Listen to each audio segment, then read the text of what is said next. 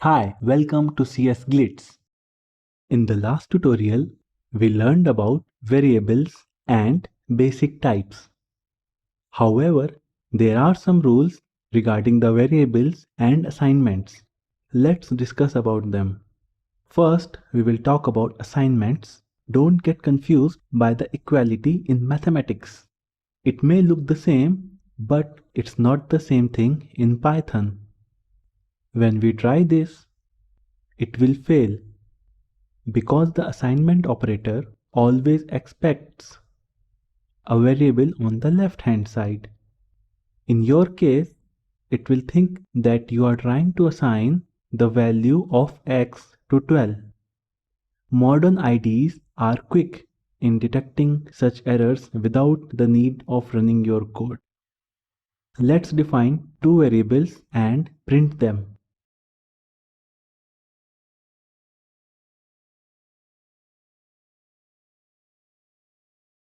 You can also assign multiple variables like this. It will assign x 1 and y 2. Order of execution will be left to right, as you can see it from this example. It will first assign a to 1, then 2 and then 3. So the final value will be 3. I will be covering it in more details when we talk about tuples in later videos. If you want to assign the same values to multiple variables, then you can write like this.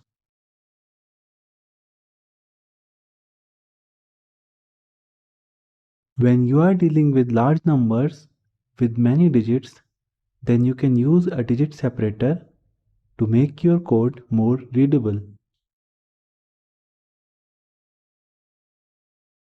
Can be used with the decimals as well.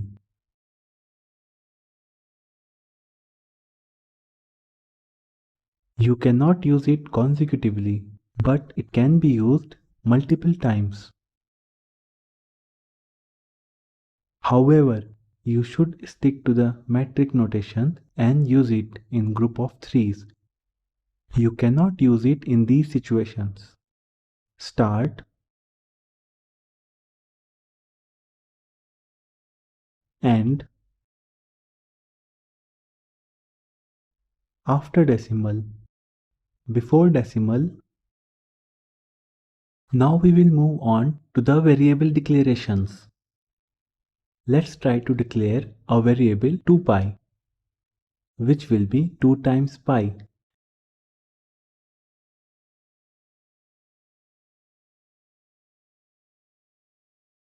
It failed because there are certain rules for a valid variable names. A variable must begin with a letter or underscore. Letters can be small or capital. Apart from the first character, other characters can be a letter, a number, or underscore. So these are some of the valid variable names. And these are some of the invalid variable names. They are invalid because they are starting with digit and they contain special characters. Variable names are case sensitive. All these variable names are different. As you can see, they are all printing different values. If any two of them are the same, then we will be seeing repeating values.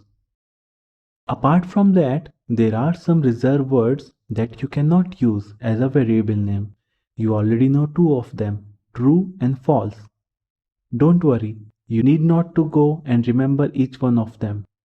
Even if you try to use them, Python will automatically tell you. However, if you really want a similar sounding name for some reason, then you can just change the case. Apart from that, there are some good practices that you should follow. Try to name your variable with decent length, neither too long or too short.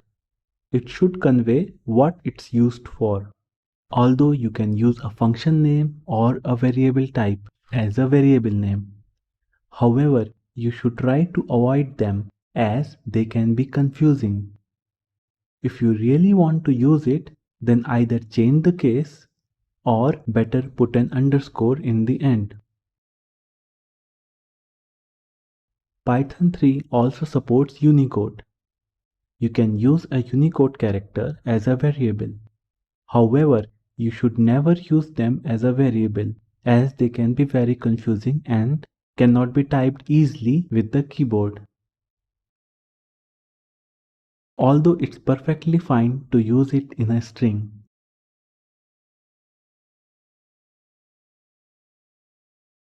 From the last video, you guys are already familiar with the string variable initialization. However, in Python, you can use single quotes as well. But you cannot mix them. There are some good use cases for that, as you can use a double quote character inside the single quote string, or you can use a single quote character inside the double quote string. Let's say you want to save multiple lines of text in a single variable. Now, one way to achieve that is to use multi-line string initialization using triple quotes. Similarly, you can use triple double quotes as well.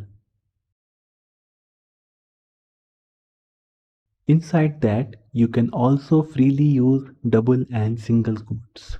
Even though Python offers both double quotes and single quotes initialization, it's not a good practice to mix and match them.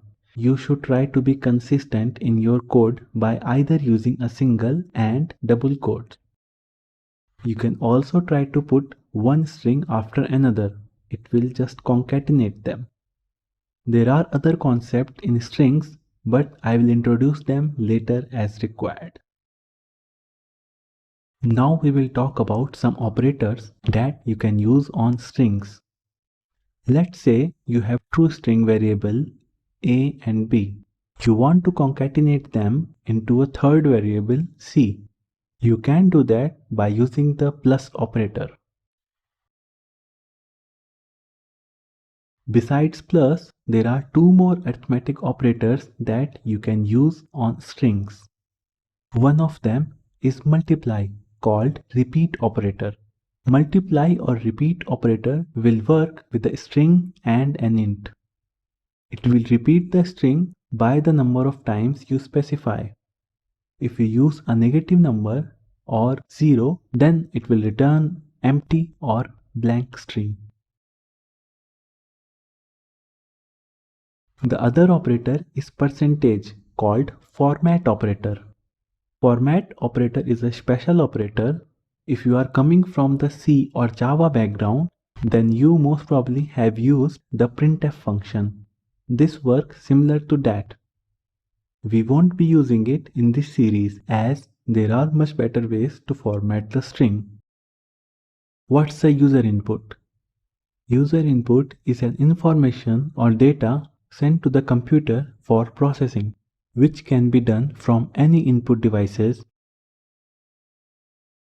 like keyboard, mouse, controller, touchpad, microphone, webcam. To take input from the keyboard, we can use the input function.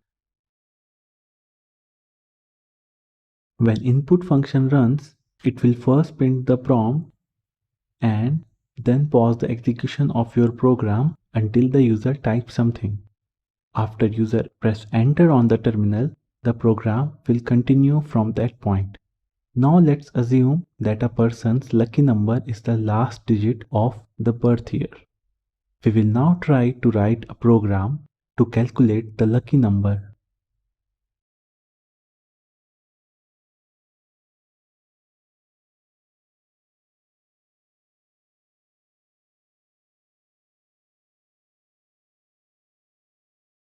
This failed because input returns string type value. To use it in a calculation, you need to convert it to numeric type.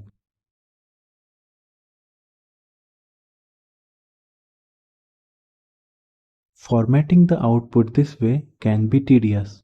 There are better ways to format it. Formatted string literals is the recommended way to format the string in Python. It is also known as the F string. Inside the curly braces, we will put whatever we want to display.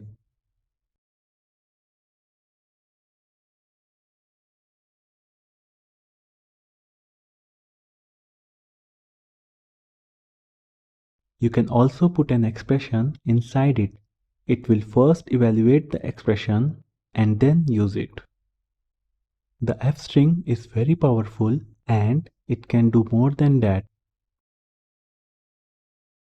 Let's take three variables, an int, a float, and a string.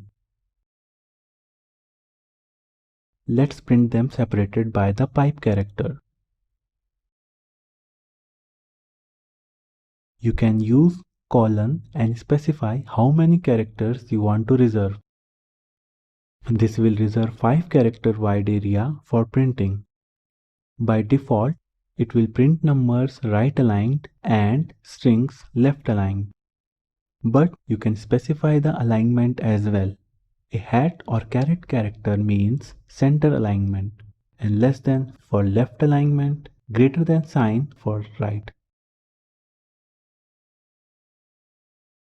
You can also fill the empty areas with zeros instead of spaces.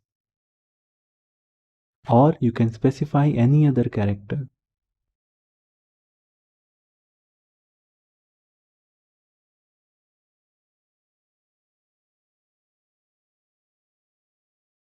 By default, it will only show sign for negative numbers. But you can specify to display the sign character. You can also assign the float values with the F character. This way you can control how many digits to show after the decimal places. Overall, it will reserve 5 characters, out of which 2 characters are used for decimal values. If you don't specify float, then it will include the decimal character as well. So it will only show one less decimal place after the decimal point. We already know how to declare large integer values. But when you print, it won't display the digit separator. However, you can specify the separator like this. You can also use commas. It will make it more readable for the user. To show hexadecimal values, you can use small x or capital X.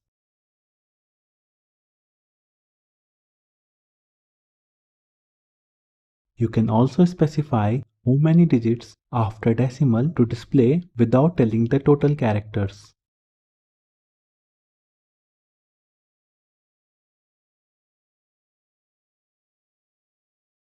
By default, it will show the result to 6 decimal places.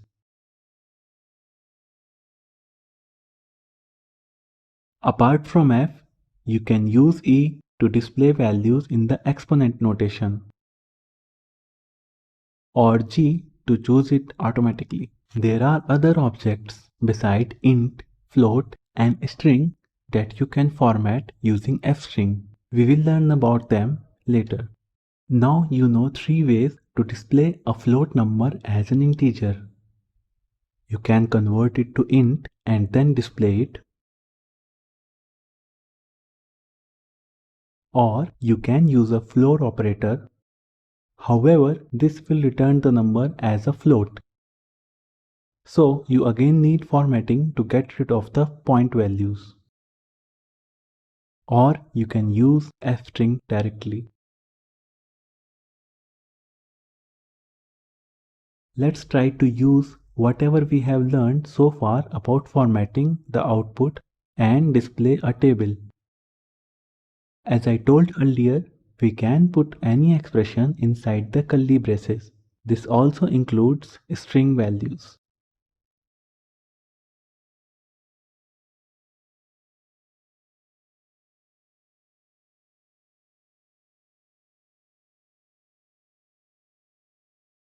We want to align everything to the right. Format is already 6 characters long, so we won't need alignment for it. Now let's display the result of all of the possible formatting output for variable x.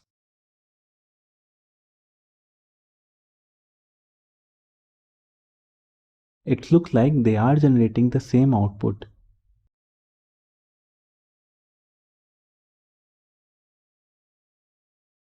But just to be sure, we will test them against 3 positive values and 3 negative values. We can just quickly copy paste and change the inside variable.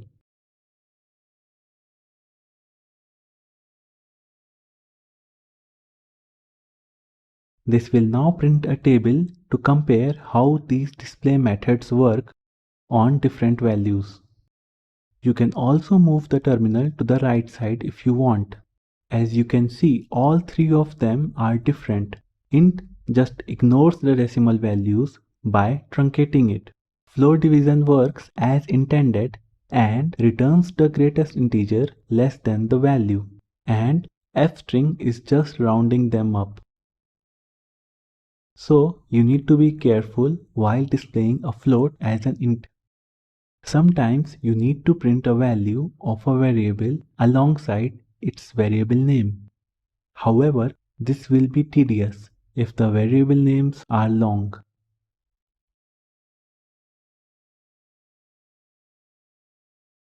In Python 3.8, you can use equal operator. It will automatically display the value alongside the variable name. As I have mentioned earlier, that to master any language, there is only one key: practice. So, from this tutorial onwards, I will be giving you some assignments for practice. Just head on to the assignments at HackerRank, links are in the description, and select sign up. After that, it will take you to the assignments. Currently, there are 3 assignments. Let's try to solve the first one. When you click on the problem, it will show you the problem statement, input format, constraint, output format, some sample input output with the explanation, and an editor to write the code. You can use VS Code to write the code and then paste the code from it. But for now, I will be using the built-in editor. First, we'll take the input from the user, and then we will just print it. Now we will press run code. It failed because your output doesn't match expected value. When you run it, it will automatically feed your program with inputs and check your program's output. After fixing it, let's rerun it. Now your program's output matches exactly with the expected one. You can also test your code against the custom input. In the case of the custom input, it won't show you the expected output. When you are confident that your code is working properly, you can submit the code. After submitting it, HackerRank will run your code against some hidden test cases. If your code is working correctly in all of them, then you will get full marks. Now go ahead and try to solve other assignments. Always check the description for questions and links, as they may change in future. Let's do a quick recap on what we have learned today. Different ways to assign variable naming rules and good practices, different ways to initialize string, 3 arithmetic operators with string, how to take values from user, and formatting string. Please feel free to ask me any doubts in the comment section below.